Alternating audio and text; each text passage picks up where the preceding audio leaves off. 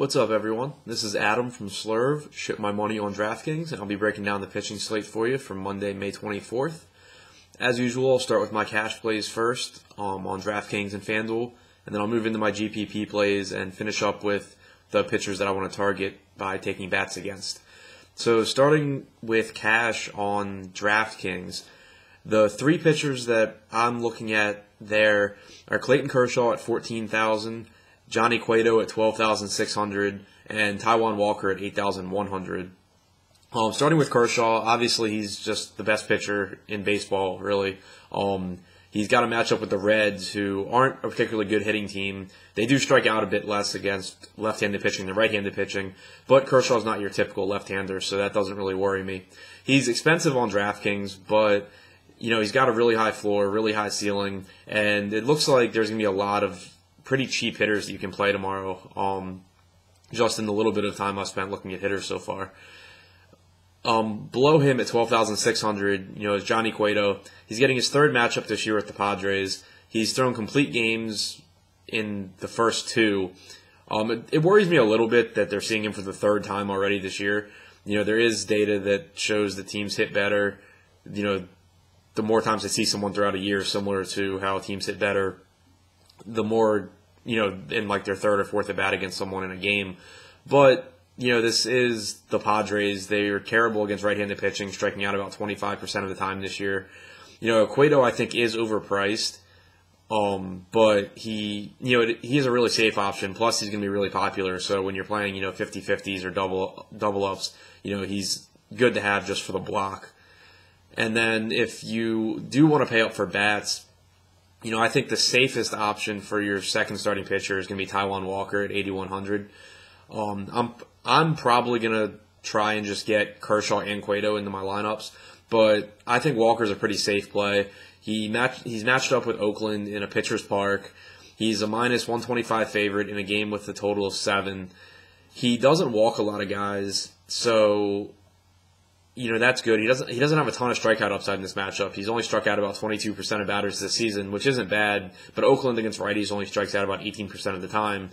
They do have a 298 WOBA and a 90 WRC plus against right-handed pitching, though, so they're not hitting particularly well. They just don't strike out a lot. And at 8,100, I think Walker's cheap enough that, you can take the handful of strikeouts that he'll probably get and just assume that he'll give you a pretty nice outing, as a favorite. And on DraftKings, which is a whip site, he's not going to walk a lot of guys, and the A's don't hit that well. So, there shouldn't be a lot of base runners. He shouldn't lose a lot of points for you.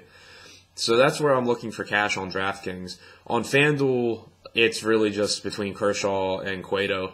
Kershaw's priced at 13,200. Cueto's at 11,800.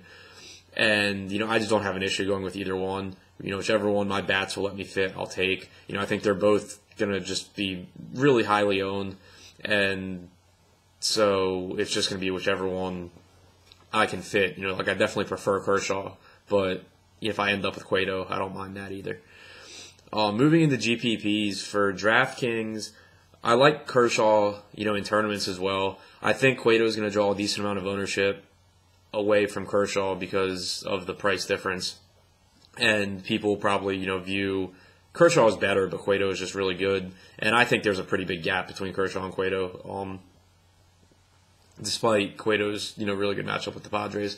So because of the cheap bats that I think are available, I definitely will be targeting Kershaw in GPPs. Rich Hill, I think, is a good GPP option at 9,500 on DraftKings. He faces a Mariners team who strikes out about 21% of the time against lefties. 104 WRC plus. They've been, pretty average against lefties. But the thing that really stands out to me in this matchup is when Hill gets in trouble, it's because he walks a lot of guys. But against lefties, the Mariners have the third or fourth lowest walk percentage in baseball dating back to last season. So I think that eliminates some of the risk from Hill. And I think he's priced pretty fairly given that he's got a really high strikeout rate. It's up over 30% this season, I believe. 28.4% this season with a 10.9% swinging strike percentage. He's faced the Mariners once this year, and he had a really good game against them. Only one walk with 10 strikeouts. And I think he gives you a lot of upside at that price. Vincent Velasquez is interesting to me in GPPs. I'd said a couple starts ago that I wasn't really interested in him until I saw him start to maintain a high swinging strike percentage outside of when he faces the Padres. And he's done that his last couple starts. He's been back over 10% against Atlanta and against Miami.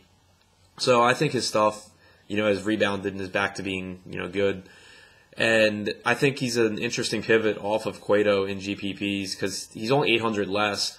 So it's pretty tempting, just to find that $800 and get up to Cueto.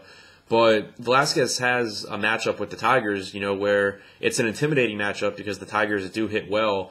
But if Velasquez is on, he can get a lot of strikeouts in that matchup. The Tigers strike out about 23% of the time against right-handed pitching this season.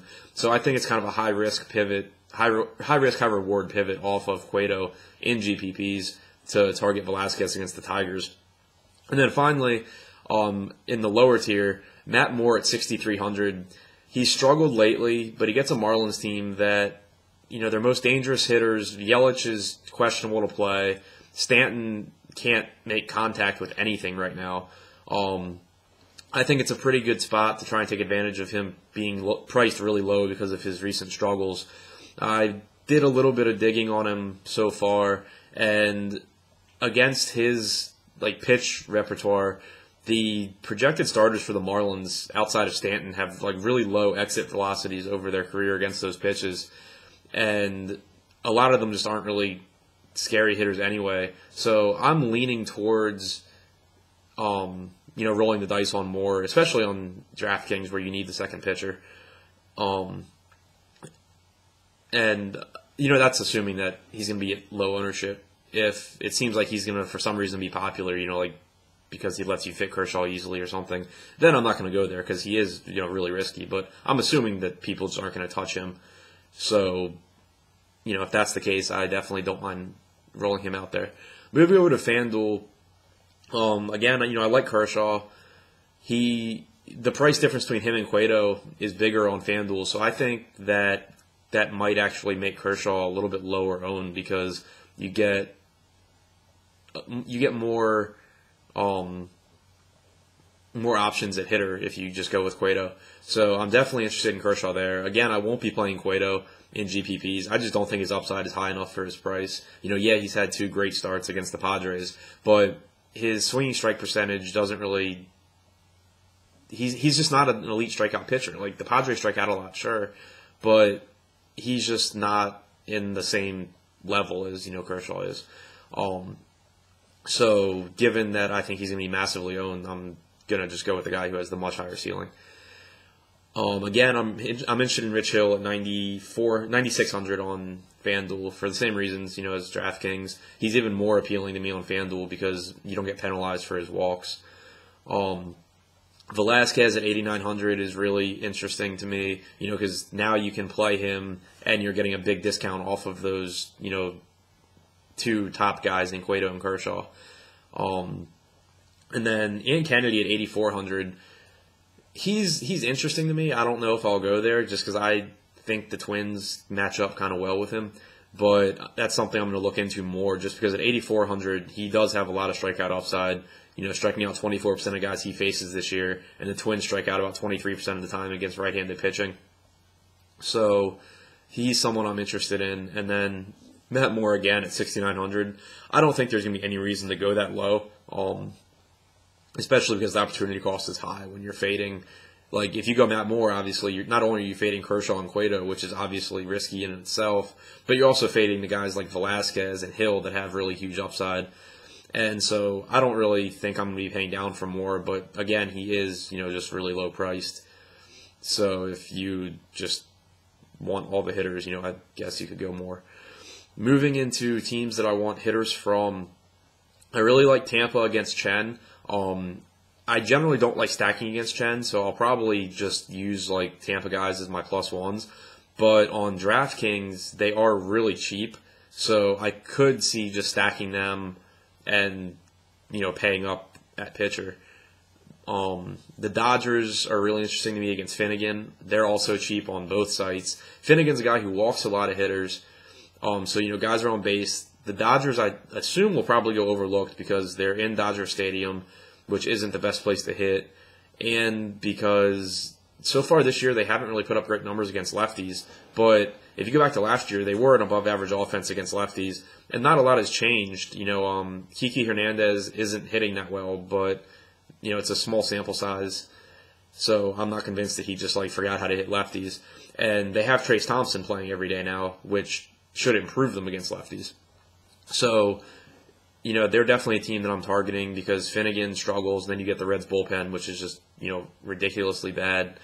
So the Dodgers are definitely in play for me. I like the Cubs as a more expensive stack against Wainwright. I'm just still not convinced that Wainwright can pitch anymore. And, the Cubs have been burning a lot of people lately, so I don't mind, taking them at hopefully lower ownership than they would otherwise be at. And finally, Texas against Tropiano. I don't know how they're priced on FanDuel. They are pretty cheap on DraftKings. And Tropiano struggles with lefties. Texas has a lot of them, and that game's in Texas. So, that's a spot that I'm definitely interested in as well. So that's my thoughts on everything for right now. Stop into the Slurve chat throughout the day. I'll be in there talking about, stuff that I find as I research more and as lineups start to come out. And good luck tonight, guys.